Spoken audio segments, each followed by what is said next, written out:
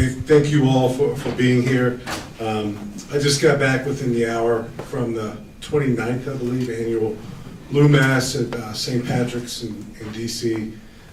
It really is the unofficial, I guess, or the official maybe, kickoff to Police Week. And in addition to honoring our nation's 224 fallen officers just from 2022 alone, they honored 20 Washington Metropolitan police officers who died in the line of duty in 2022. So the video you're about to watch, and we're gonna talk about it a little bit. We're gonna play it, describe it some more, and take your questions. It's just miraculous that we're not talking under different circumstances. It really, really is. So Deputy Chief Bob Blakely is gonna explain the circumstances of this traffic stop that lead up to this horrific crash that by all accounts should have resulted in much, much worse outcomes than it did. So thank God for that. And then we'll take questions. But I'm going to step aside. Deputy Chief Blakely is going to describe just enough of what's happening, and then we'll lead up to the video and let you watch that. Of course, you'll get copies afterwards, as usual, and then we'll take some questions. Good afternoon. Yesterday, Monday, May 1st, just before noon, a Sully District Station police officer was out on the Fairfax County Parkway conducting enforcement activity. The officer observed a speeder traveling at 73 in the posted 50-mile-an-hour speed zone and conducted a traffic stop on southbound Fairfax County Parkway, just south of Braddock Road. The officer pulls the vehicle over on the right shoulder, and that's where the video will pick up. And you'll see the officer makes a decision to approach on the passenger side of the car, which many of you have probably seen happen from time to time. That decision will be very consequential as this plays out. But as the officer makes that approach and is having a conversation with the driver, you will notice a vehicle from the north traveling south, so the other side of the road. You'll see the curve and you'll see a car approach at an extraordinary speed, and then the crash will unfold. So we'll show you the video and take some questions from you at that time.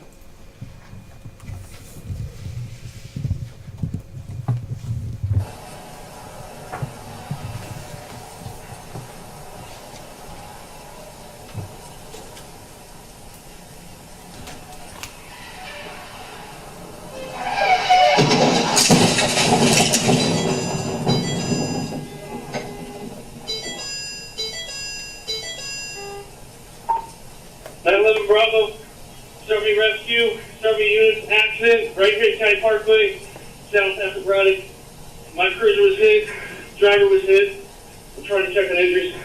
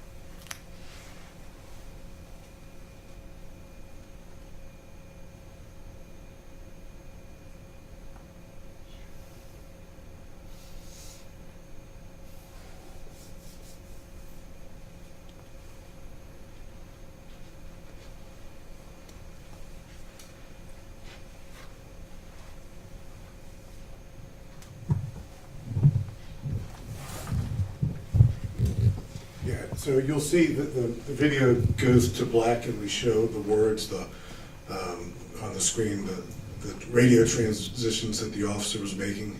His grace under pressure was, calm, cool, collected. He hops over that guardrail and he immediately gets on the radio immediately. So that's extraordinary. And Chief Blakely will talk about the driver of the striking vehicle and his two passengers. They're all juveniles. They're all under the age of 18, and we can't show them, we can't blur them, so we went to black because we can't depict those juveniles. And then I'll ask, maybe Chief Blakely can lead off with our estimated speed of the striking vehicle and kind of talk you through what you just saw. Yeah, thank you, Chief.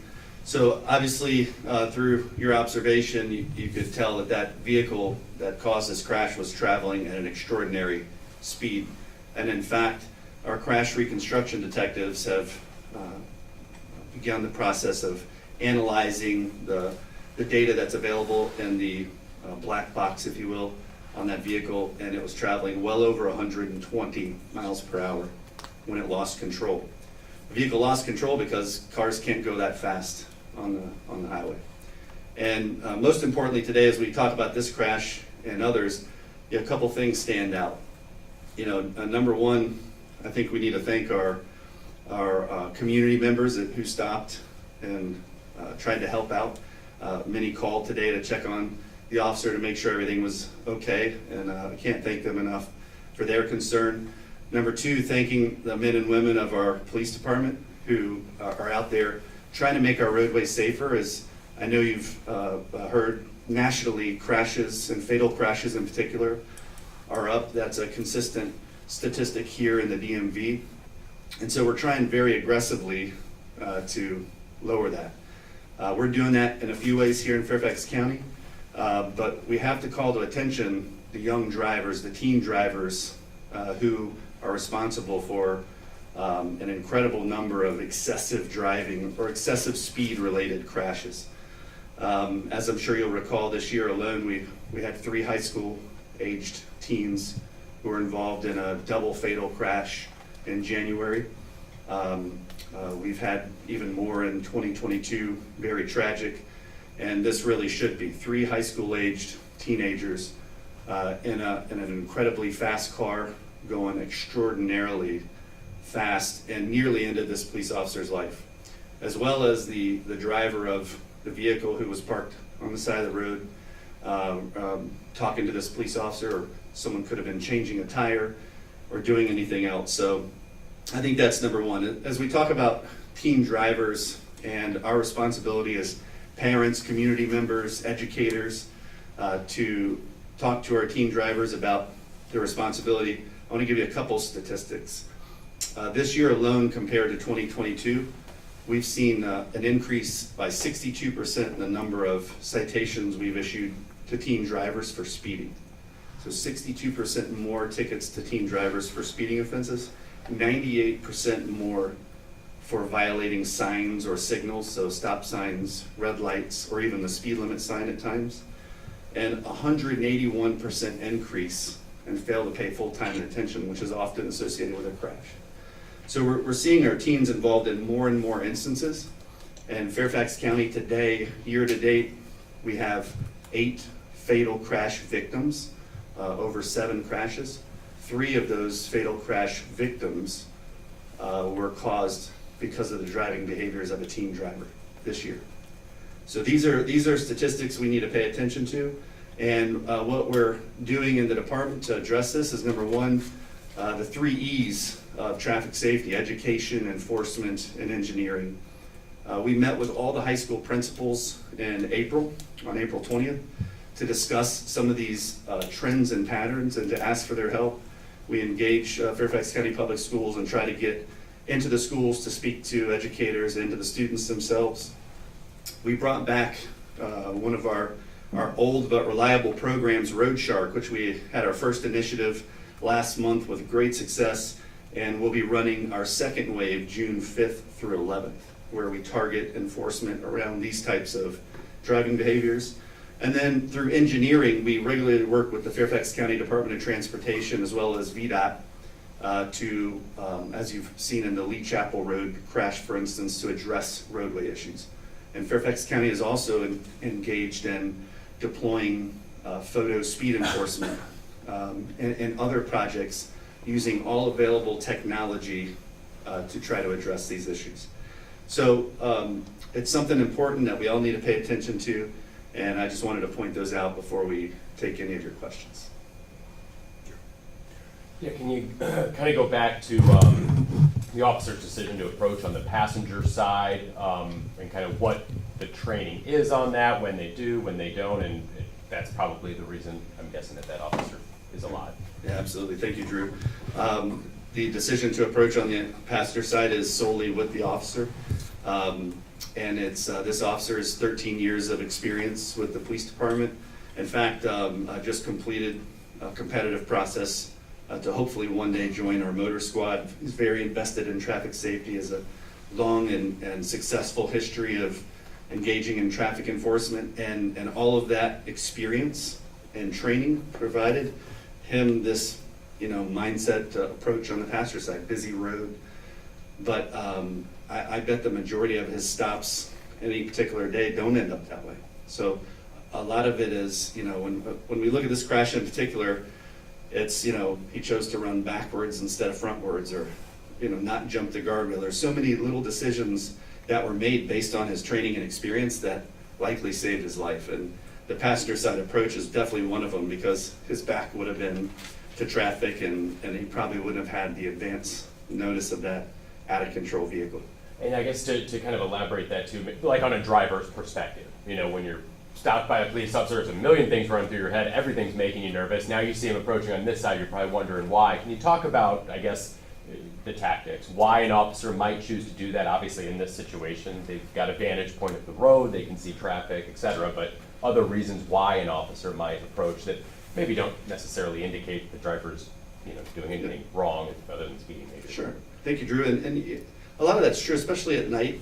There are times when officers will choose to approach because in a particular, depending on the context of the traffic stop, that it provides them with a tactical advantage of surprise, right? Everyone's looking in the mirror, looking for someone to approach on this side, and then someone knocks on the window. So it sometimes we train our officers to use that element of darkness to maybe approach quietly and be able to observe in the window if there was weapons or something involved, or if the officer thought so.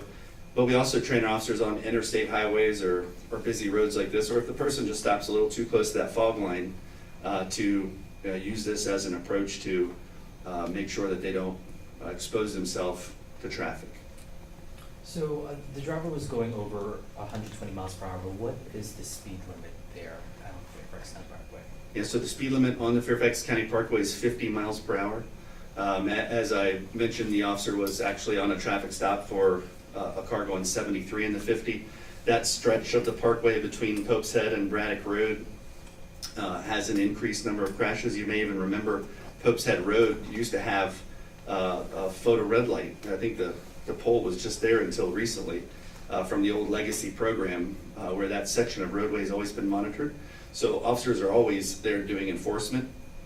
In fact, in March alone, our motor squad has conducted what we call high visibility enforcement, or HIVE. They've conducted a handful of HIVE projects in March and issued over 1,100 tickets and warnings along the Fairfax County Parkway, mainly in that stretch. So it's a very busy stretch of roadway where cars coming off of 66 kind of have no traffic signals ahead of the Pope's Head Road, so speeds are typically higher. And how old is the teen driver, and any charges, any consequences? So I can't get into the specifics of the driver, but the driver has been charged with reckless driving, which, as you know, is a Class 1 misdemeanor. It's the most serious driving-related offense that a driver can be charged with, and the juvenile will appear in the Juvenile Domestic Relations Court and have an opportunity to present the case. Matt, I'll kind of add to that a little bit. The dramatic increase in traffic enforcement in Fairfax County in 2023 is very intentional. Our criminal arrests are up 30%, our traffic citations are up 62%, our DWI arrests are up 30%, because we realize what traffic safety means to Fairfax County. And as our department and other departments come out of this COVID era, where police officers were encouraged only to make traffic stops that would, if it were absolutely positively necessary, we've got to get back into the business of traffic and highway and roadway safety. So this is not going to deter us. We'll certainly look at this, and I'm sure for many, many years to come, long after we're probably gone, this video is going to be used in our Criminal Justice Academy as an example of one of many, many things. The possible potential advantage of a passenger side approach is certainly one of them. And then the other thing, I think, even if this officer would have stayed on the passenger side and he had frozen, because that's a human reaction too, flight or freeze, if he would have frozen, even on that passenger side, he likely would not have survived that impact. certainly not on the driver's side, but probably not on the passenger side as well. So he made a decision, and I'm sure there's experience behind it. I'm sure a lot of it's intuition to move, and he moved. And he moved in the right place at the right time for that split-second moment. But even his recovery from that horrific collision was to immediately do a two-step over the guardrail and get right on his radio and calmly describe what had happened. Not a lot of people can pull that off. For you, Chief, what was your reaction just seeing that video? I mean, we all had pretty. So we get notifications, as you all get news notifications all day long, and there's a crash here, and there's an incident here. So when the crash notification came to me, I'm visualizing something far less than that. And then when we all saw it, we realized how lucky we were. Really, really lucky, really fortunate.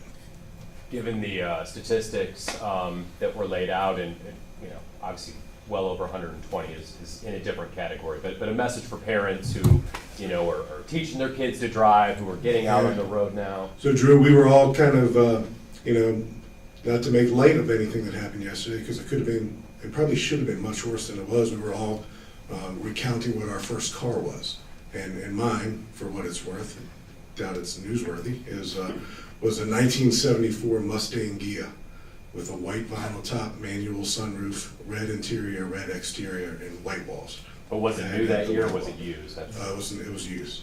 Thanks for that. It was used, and it was slow as molasses. So I think, as a parent of four, for parents, and again, this is not lecturing, this is just awareness and education, be really careful about the types of cars that you may purchase or help purchase for your teenagers to drive, because the car involved in that collision yesterday was a whole lot of car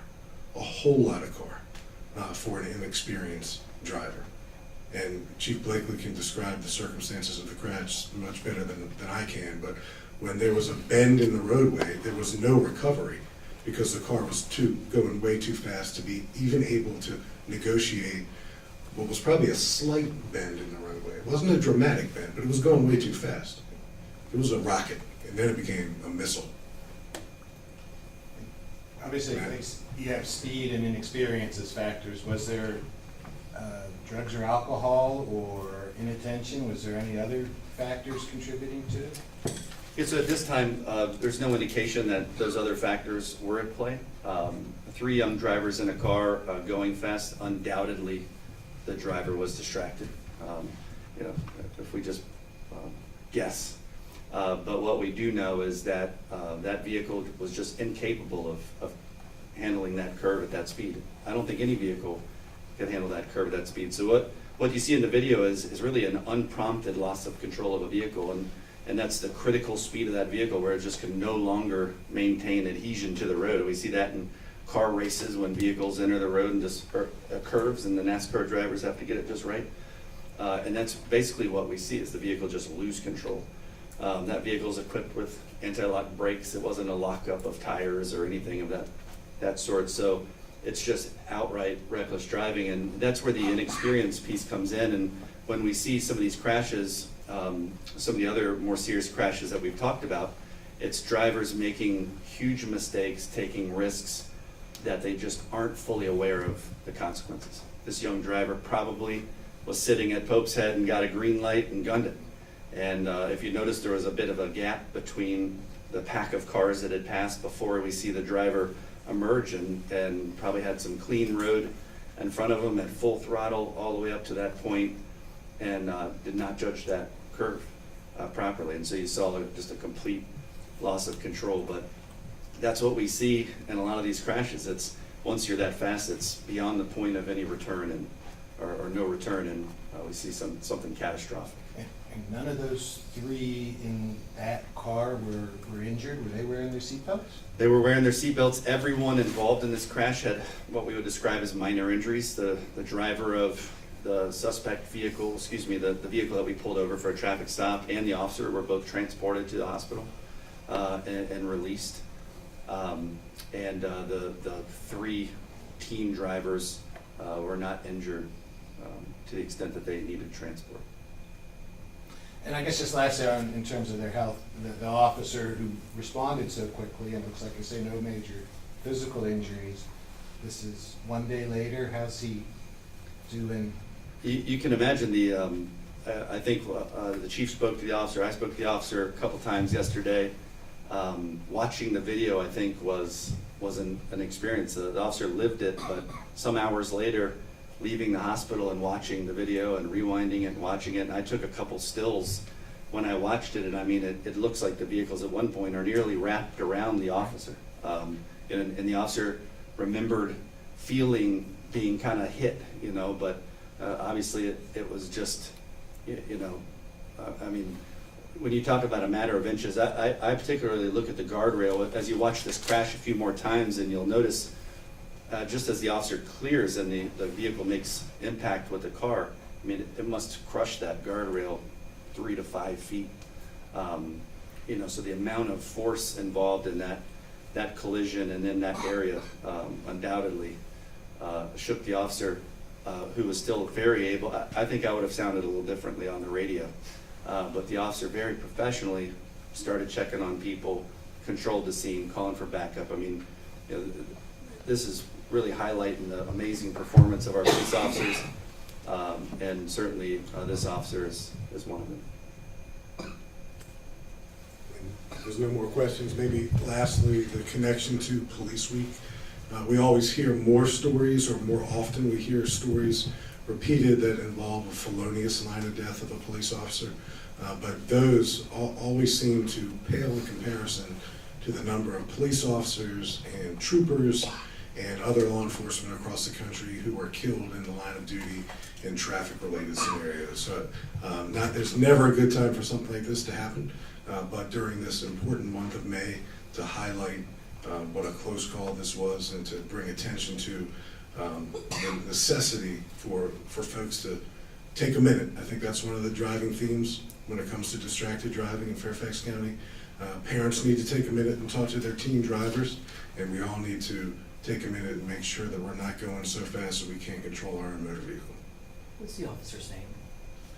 We're not releasing that now. Like Matt said, Matt, right? He's still kind of probably talking to his friends and family about this, and his adrenaline's probably still at a high level. So at some point in time, we will see if he wants to tell his own story, because it's quite a story for him to eventually tell if he ever gets to that point of comfort. But right now, he's just glad to be alive and hopefully home relaxing with a lottery ticket in his pocket. All right. Thank you all.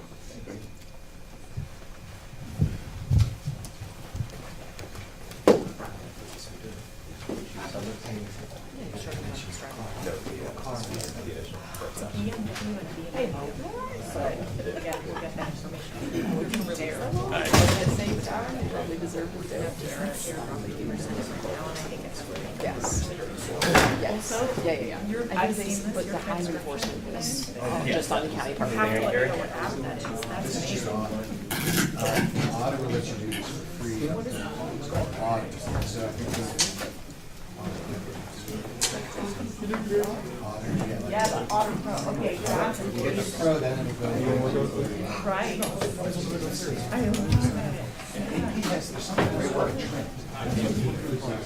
Okay, but it's not as good as.